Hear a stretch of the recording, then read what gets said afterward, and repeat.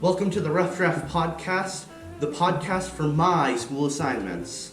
Today, our episode is called Define Art. My name is Connor Searles. I'm here with Kymber Morisson. Yes, and today we're going to be defining art. So, to begin, what is your relationship with art? I've been drawing since I was a kid. Art's pretty cool. I've been drawing forever. Okay. I'm in AP2, Connor's in AP1. Art's pretty cool. Art's pretty cool. That's what I meant to say. Yeah. Okay. So, as an artist, you've been doing it for a while, obviously. Yeah. How would you define art? I'd say it's using tools to kind of explain what's on your mind. Okay. That's kind of how I put it. So kind of like a form of expression? Yeah. Okay. My first question for you, and it's kind of like a big part of my assignment for Hugo, is does art need to have visual substance? Or can it be more a way of emotional expression or conceptual, getting the viewer to think about it? I think art needs to have at least a tiny bit of some sort of like easily identifiable like expression, like something like an object. I think it needs to have something like that. Like there's a lot of the abstract art that's just like a white square with red and yellow squares on it or something. I feel like that's not. Yeah. I don't think that's quite art. I think I agree with that, because when I'm looking at art, and like obviously I've been analyzing it a lot for this, is like I think art has to have an objective quality, which I think we can get into. But when it lacks kind of a visual quality, it's harder to have that deeper connection of storytelling, emotional connection, because if it's too abstract, like let's say colored blocks. We've seen that before with art, where it's like colored blocks. It can be hard to find something to connect with because like there's nothing tangible to look at, really. I feel like more specifically, it needs to appeal to one of your senses. Okay. It's like music that appeals to sound. Art should be like visually, or like it should appeal to either your senses or your mind. To me, and I feel like if there's not enough to the art, it's not going to appeal to anything really. And I feel like that's what defines it as art or not art. Obviously, in history, we had the Renaissance. That was seen by a lot of sources, you know, a lot of historical websites, history books. It was the rebirth or redefinition of art. Why do you think we went from those ideas to these more abstract concepts? I think because nowadays people are a lot more open to others' opinions and just accepting it. People are like allowing a lot more different opinions and that sort of thing now compared to then. And there's a lot less work going into things now, specifically in art, to be like accepted. You know, you can take like a lot less time in something nowadays and then still submit it into like the world outside of yourself. Yeah. And you could say like, oh, I'm a small business or something like that. And I feel like people feel like they have to include it too. Okay. So a lot more inclusivity. Yes. And a lot more a lot less demand for, I guess, definable quality. Right. Okay. Yeah. And so do you think that relates to AI as well? Because AI has made it so much more accessible and you can produce art a lot easier. I think so. I think the kind of like standards for art, I guess you could say, have gone down. Nobody's telling you you should make this sort of thing or do this to achieve this for like to make art, I guess. Yeah. Yeah, I feel like there's just a change in mindset that's happened. We talked a little bit about AI. I've seen sources talking about how AI is, obviously it's harmful to artists because there's the concept of it taking jobs for, you know, big corporations using AI instead of real people. But I've also heard it used as a tool. How do you feel about that? That depends on how it's being used as a tool. I mean, AI creating art and that sort of thing, I feel like that could be harmful in the long run. Okay. Because that could also lead to a lot of like copying and that sort of thing. Yeah. I feel like it could lead to a lot of that. And then there's also other negative parts about it, like bullying and whatnot. So. Okay. So, yeah, because I've seen a lot of, like I said, there's a lot of it's stealing jobs. Mm-hmm. But I've also seen a good argument for it being used as a tool. So, like, you generate a prompt and it helps you, like, envision what you want. Okay, I get that makes sense. Like for reference wise, I think it could be helpful because it's another source that creates it from exactly what you're thinking. I get that. But if you're using it to get straight to the point and just do the art, I don't agree with that. Or like direct tracing, right. Like you go into your digital program and you layer it and you just draw over it. Right, which that relates back to the standards for art that kind of also grazes over it. There's not any like of your own self going into the art. That's just the AI and you tracing it. Yeah. Okay. And so I want to link this back a little bit because we were talking about the storytelling and the visual quality, right? And so my big thing with art is that it has to have kind of two sides of it. You have to have the visual quality, but you also, for good art, need to have some sort of narrative, storytelling piece with it. With AI art, it's got the visual quality, but here's another big argument I've seen against it, is that because it's made by an AI, it doesn't have that emotional, human-made aspect to it. So, what do you think about that? Would you consider AI art, or would you kind of put it in its own thing? I also put that in its own thing. It doesn't have the emotional aspect. AI isn't emotional. It's just a gathering of what people have done and just throwing it into something else. So I wouldn't quite call it art. I mean, if you label it AI art, you don't really tamper with it. I feel like that could be its own thing because AI art is a thing because it's the AI creating art, but it's not art. It doesn't have all the same things. I like that because like you said, with art, it's like you have to have the emotional connection. That's like a big part of it. When I was looking at some TED Talks for art, one of the big ones, I can't remember who it was by, please forgive me, maybe I'll put it on the screen, but it was this lady and she worked for like, it was art for like business art kind of thing. I can't remember exactly what vein that was, but she had done that for a while and she had realized that it wasn't for her, so she switched to art therapy.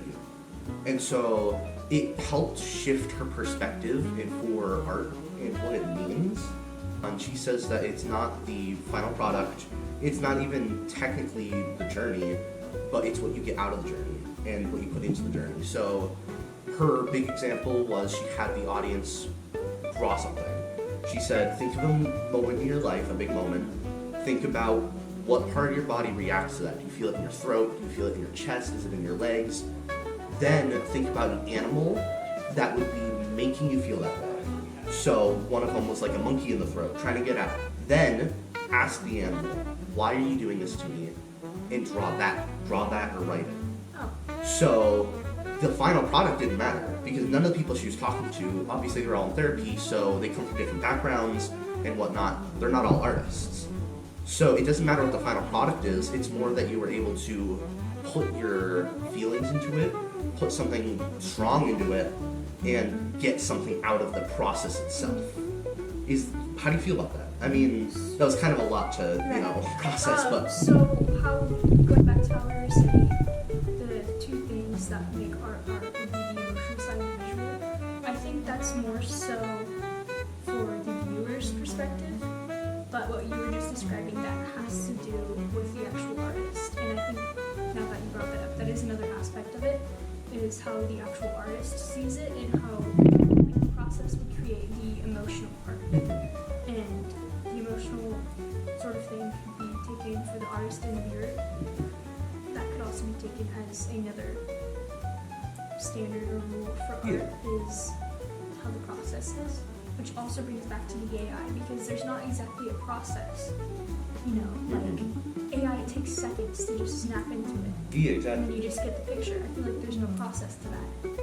Maybe for the actual AI technology itself, but that's it. It's seconds, but art doesn't take seconds. I think even to an extent, because one of the articles I was reading about was like an actual physical robot that would draw it by hand. I think to an extent, the time is definitely a big part of it, but the time in like perspective of a human is really what matters. Because an AI could take time too, but it still doesn't have the emotion like that a human can express. It can replicate it, obviously, because it's an AI model, so it's going off of a lot of other words that have emotion and feeling in them, but it can't understand them, which is a big thing. And so another thing with the like emotion behind it is I had talked about in my writing, it was when we went to the Schneider Art Museum, the blue paintbrush stroke. Just the one blue mark on the white canvas. In my writing, I referenced that artwork. And I had said, and this is, I'm going to quote this as much as I can, how are we supposed to connect with it if it felt like the artist hadn't? Okay, I feel like it's really hard to connect with it if there's nothing to connect to. Like, yes, there's the blue mark on this white canvas, wow. But, Thinking deep. right, there's no way to actually connect with this because you can think of a million scenarios that could all fit. But you'd never really know unless there was a specific description. But there's not enough visual to have the emotional side. You can't. You shouldn't need a guide to help you Right. understand it. You should be able to understand it yourself. Right. You should be able to at least get a hint of what's happening. It's like a murder You may mystery just- game. Right. Like, you need to be able to take the elements that you find around the mansion to solve the murder. Right. In this case, you need to be able to take pieces from the artwork and be able to piece the puzzle together as to, okay, this is what they are envisioning. And I think to an extent it's alright if it's not set in stone, but it should be able to be discovered. Art is meant to be very freeform. So saying that there's like standards that it should have or boundaries it should have feels weird, but at the same time, like, art can't be good if we don't set a Right. standard for it. There's different levels of how people think. But if there's not some sort of like general, Like a rule of thumb. yeah, some general thought, then I feel like it doesn't fit into this sort of art. You can't kind of slightly identify it within looking at it, maybe like 10 seconds to a minute or something like that. If nothing stands out, I feel like it doesn't quite fit.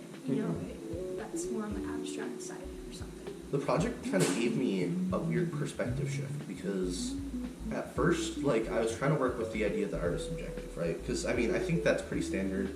It's a universal truth. So what that means is it transcends time and it transcends culture. That's what a universal truth is. And art is subjective fits into that really well. Everyone's got their own opinions. It doesn't matter what period of time you're from or your culture or anything like that. Like, it's just true. But as I tried to kind of play with that and be like, yeah, I think this is something I can believe in, it kind of shifted for me. And I was thinking about, like, the quality side, right? And I think a universal truth that fits a lot better for art is quality is a measure of effort. Because for me, personally, I think if it is not obvious, going back to the blue paint stroke, if it's not obvious that they put effort into it, again, there's that lack of, like, connection, relatability, understanding, and I think it also works with artists who aren't as good. Like, if an artist isn't as good, but they put effort into it, you can still call that art, because there was that struggle, there was that connection with the art, whether they're making, like, the most, like, just a still life of an animal, and they didn't think about a meaning, there's still the struggle that they had to learn how to do that, and to work with their materials, and figure out how to use them. So I think it works with artists who don't have the skill yet, and artists who do, and still put their effort into that. Right. Which, I agree. I feel like effort would be like the title to define art. If you don't have the effort, then you might lack the visual side because you didn't put enough effort in to make it visually appealing. Or, you need effort to make something connect with your emotions or connect with whoever's viewing this. But this topic also brought me back to thinking of there is a guy that does art and he lays a canvas on the ground in this room and he pokes the hole in the paint bucket and he spins it around. Yeah, the pendulum art. Yeah. I feel like that could also be a tiny bit controversial because that is definitely art. It has the visual appeal. Definitely a lot of the visual appeal, but there's no emotional appeal. Yeah, you're not really putting in, I mean, no offense, but a lot of the work is being done by the artist.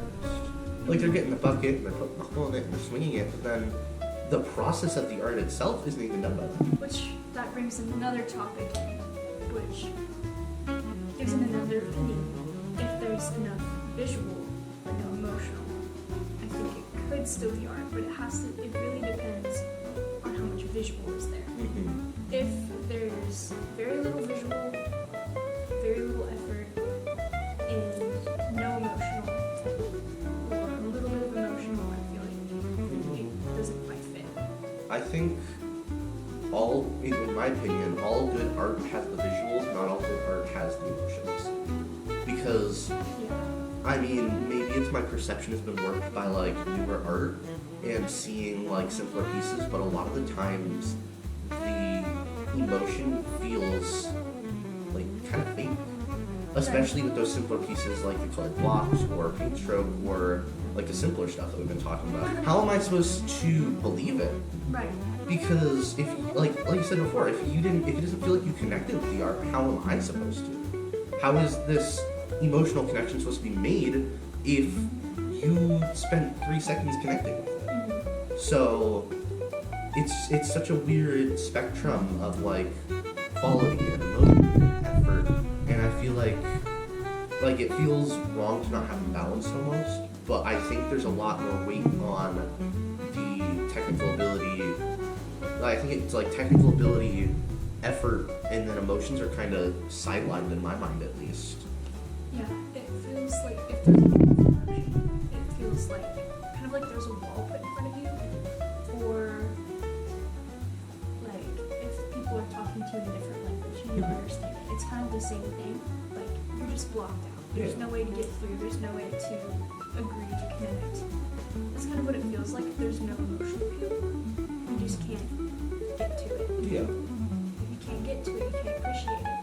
I've got one more question for you. Yeah. I asked at the start to define art. Oh. If you had to redefine it Okay. based off of our conversation, would you and how would you? Okay.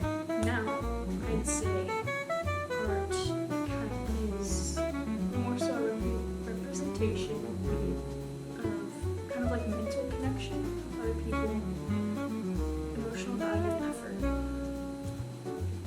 I like that.